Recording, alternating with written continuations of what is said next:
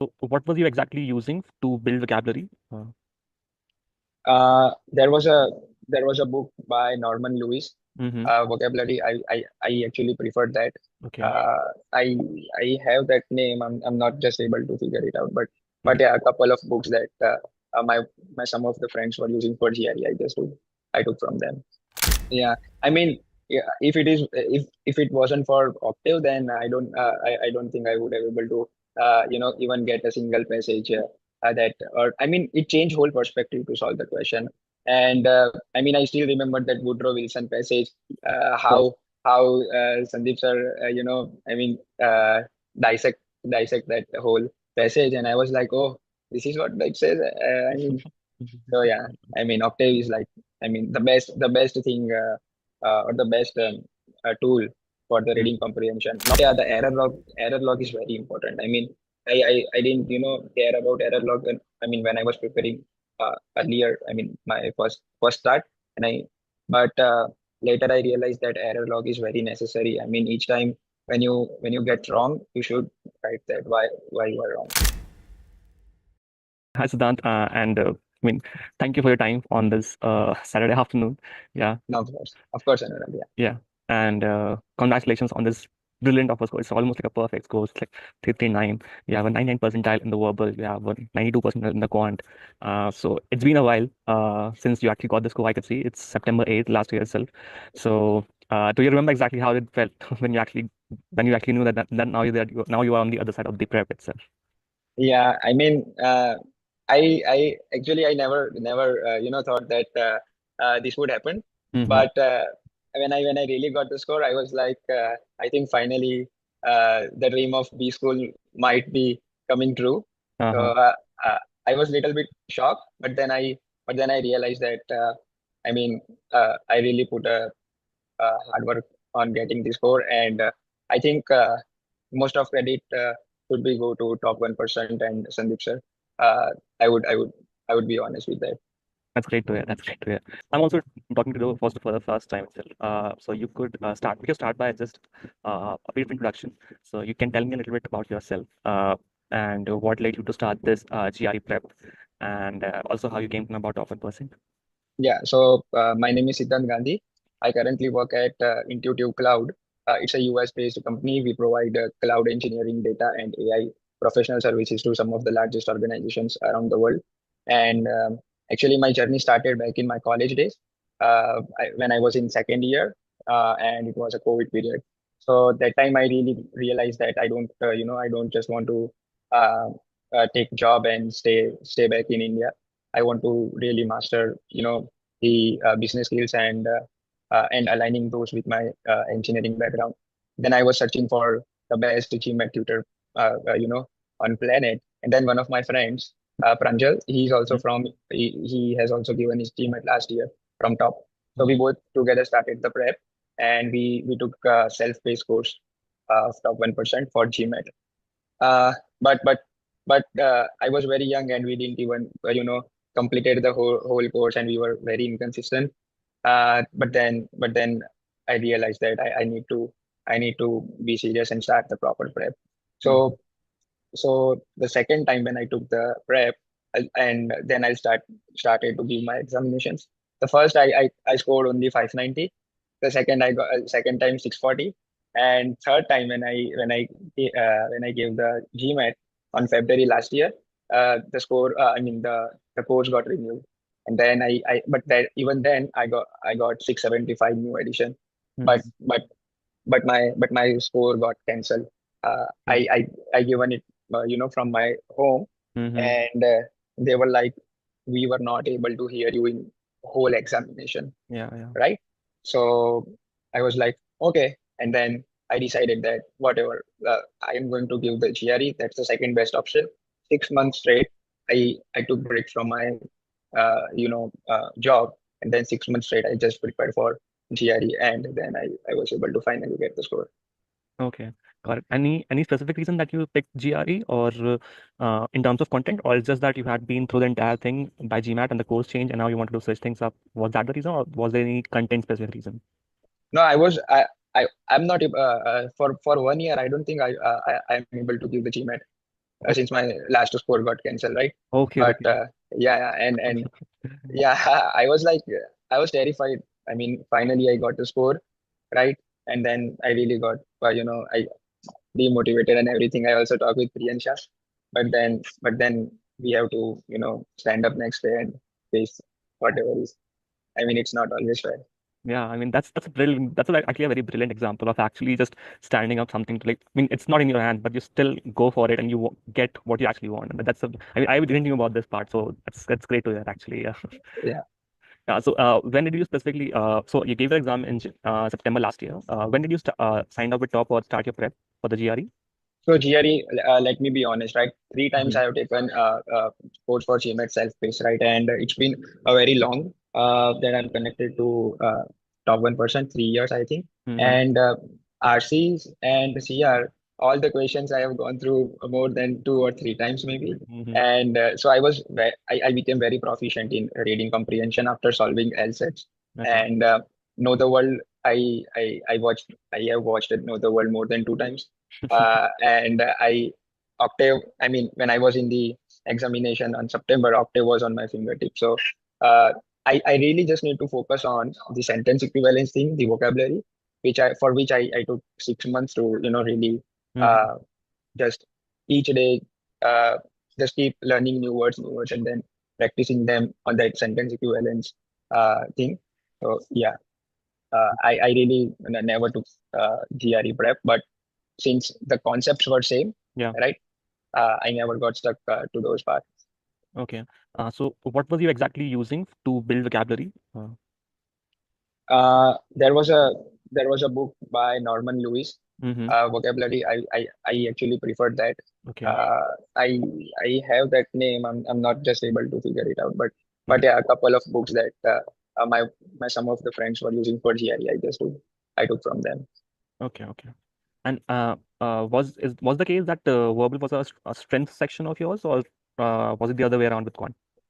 It eventually became right. I mean, when I first started in college, I thought I would be very good at quant, but literally 400 in test, and I Mm-hmm. was like, I have to start with zero.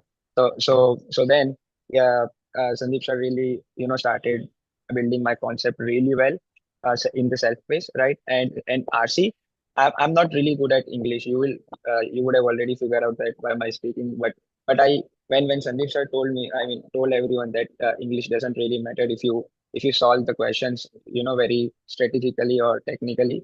Exactly. So I believed in that, and Mm-hmm. really reading comprehension.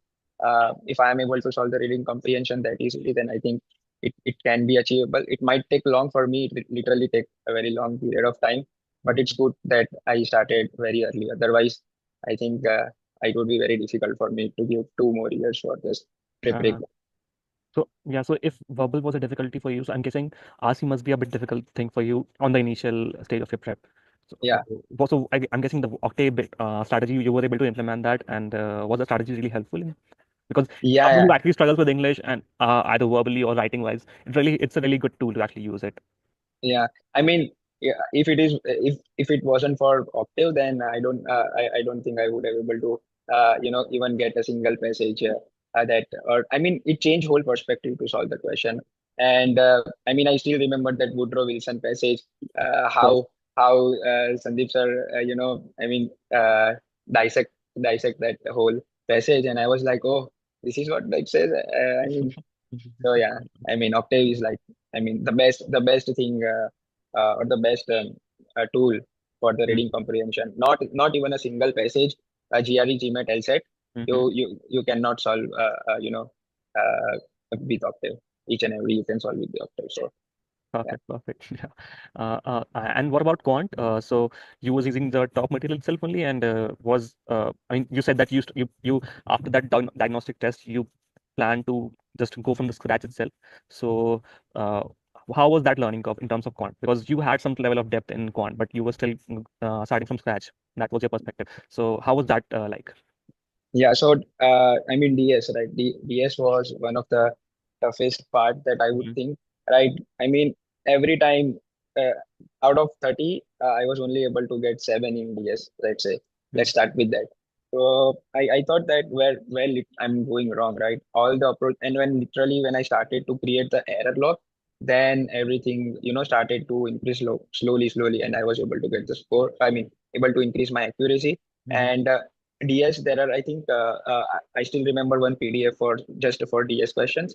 I mean, and there are different ways that for each chapters, right? That how you should approach each question from Sandeep sir.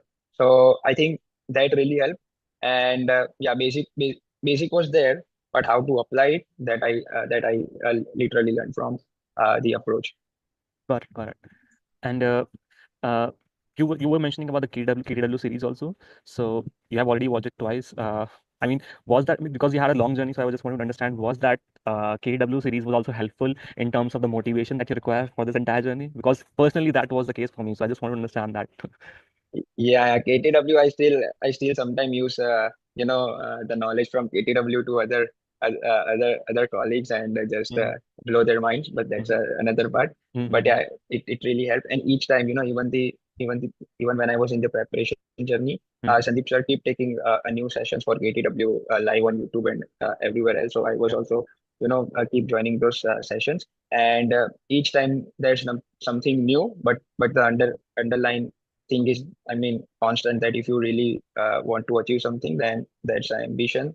And so you just do, and yeah, obviously you need the perseverance for that. So I think that's the motivation I always took from Sandeep. And there are a lot of testimonials, and I have seen a lot of testimonial. I mean, someone from Bihar, right, who doesn't even Mm. uh, has the electricity, and then he is able to score more than 750, I think, or Yeah. more than 700.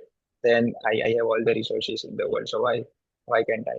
It's Exactly. I just a mean, matter of time. yeah. I mean, that story does still give me a goosebumps. Like, why, if we can do it, why cannot I? If I cannot do it? Yeah, Yeah, of correct. course. Yeah.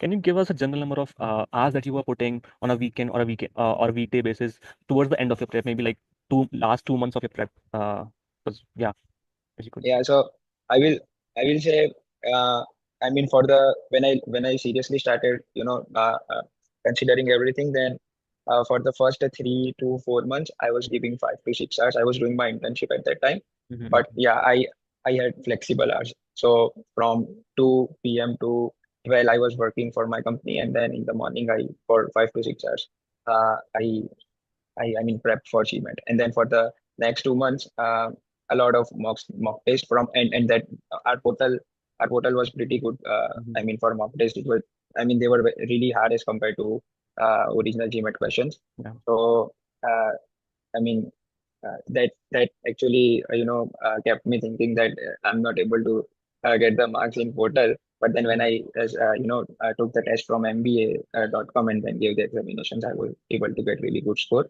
So Mm-hmm. that was a balance that I always use. And then for the last 2 months, it was 4 hours maximum a day. Got it. Got it. Okay. Perfect. And coming on to your test day experience, I'm guessing after that previous attempt, you must have given that on the center only, not online, the main No, GR. no, no. I was actually, I live in a town near Ahmedabad. It's Okay. 80 to 100 kilometers away from Ahmedabad, and Ahmedabad is the only center Okay. which has the facility for examination. Mm-hmm. So for the 6 straight month, I took a break, and I was at home for my examination, as I said. So Okay. I I I, I knew last time. I mean, what are the things that I really keep in mind while giving the examination? I was in a very comfort zone. I don't want to get outside from my home. Mm-hmm. So I get it. I I get it. yeah, I mean, that was a phase where I didn't even, used to go downstairs for, I mean, for even a lunch or dinner. So not because of the preparation, but because of that feeling that I'm still not able to get the things done. So I mean, this is the time I need to, really, uh, Yeah. I mean, for all I can say, it was definitely worth it. So yeah, yeah, we did get the reward, so that's a good thing. finally. Yeah. Finally, my family was happy that I finally came downstairs after giving the examination. They must be really Uh, happy about it, though. yeah. And so in your final test experience, was there any content, because you were getting you got a 399 339, so you must be tested on some very difficult questions. So how was your experience in terms of the content? Was there any out of context question, or was there any weird questions that you have encountered that this is something that you're not used to? Uh, Quant for quant as a whole section, I don't think that's something new.